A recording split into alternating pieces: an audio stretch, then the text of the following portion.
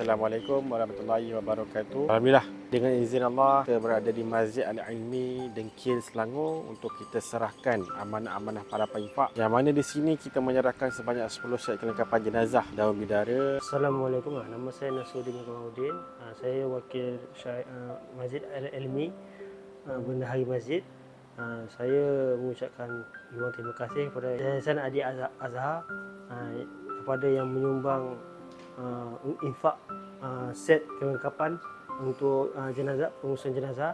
Dan saya mendoakan yang menginfak ni Allah murahkan rezeki dan Allah teruskan hingga akhir hayat.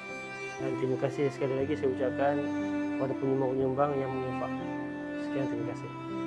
Kami mengucapkanlah jutaan terima kasih kepada tuan-tuan dan puan-puan di luar sana kerana menginfakkan set kelengkapan jenazah ini melalui Yayasan Adik Azhar, dan kami diberi amanah oleh tuan-tuan dan puan-puan untuk menguruskan, menyerahkan kepada masjid-masjid atau hospital yang memerlukan.